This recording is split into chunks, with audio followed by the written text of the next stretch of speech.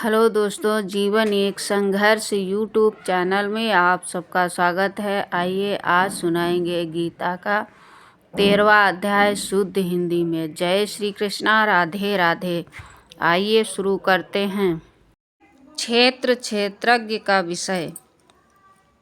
भावार्थ। अर्जुन ने पूछा, हे केशव, मैं आपसे प्रकृति एवं पुरुष, क्षेत्र एवं क्षेत्रज्ञ और ज्ञान एवं ज्ञान के लक्षण के विषय में जानना चाहता हूँ। भगवान श्री कृष्ण बोले। श्री कृष्ण ने कहा, हे कुंती पुत्र, यह शरीर ही क्षेत्र कर्म क्षेत्र कहलाता है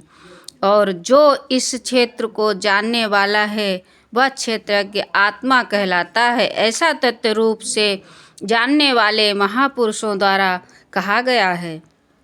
हे भरतवंशी, तू इन सभी शरीर रूपी क्षेत्रों का ज्ञाता निश्चित रूप से मुझे ही समझ और इस शरीर तथा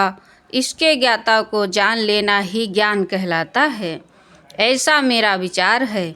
यह शरीर रूपी कर्म क्षेत्र जैसा भी है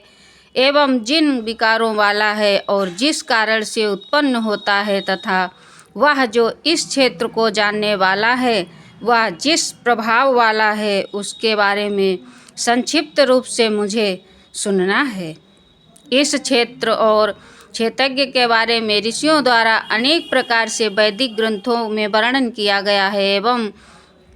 वेदों के मंत्रों द्वारा भी अलग अलग प्रकार से गाया गया है और इसे विशेष रूप से वेदांत में नीतिपूर्ण वचनों द्वारा कार्य कारण सहित भी प्रस्तुत किया गया है।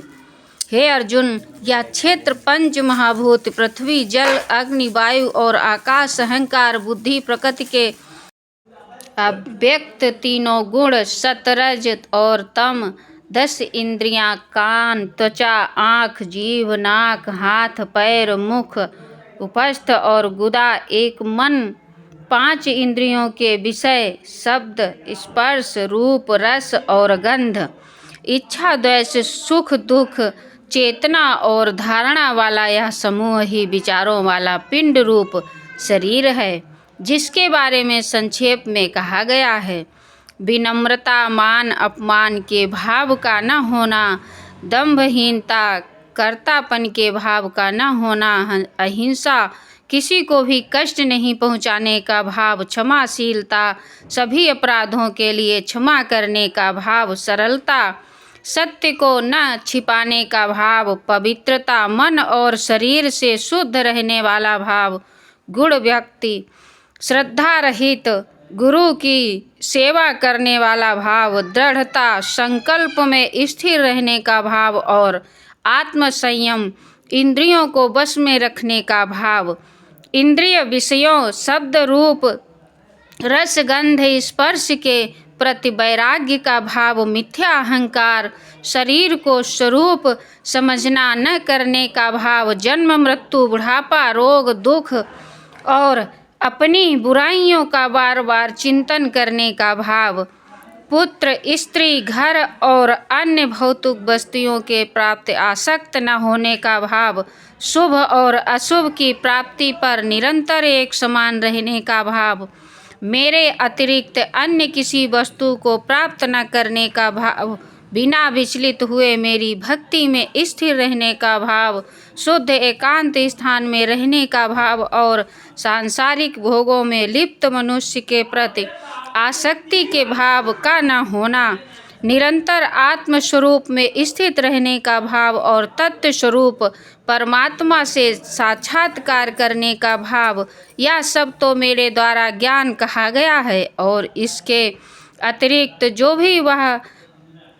अज्ञान है, हे अर्जुन, जो जानने योग्य है, अब मैं उसके विषय में बतलाऊंगा, जिससे जानकर मृत्यु को प्राप्त होने वाला मनुष्य अमृत तत्व को प्राप्त होता है, जिसका जन्म कभी नहीं होता, जो कि मेरे अधीन रहने वाला है, वह न तो करता है और न ही कारण है, उसे परम ब्रह्म कहा जाता है।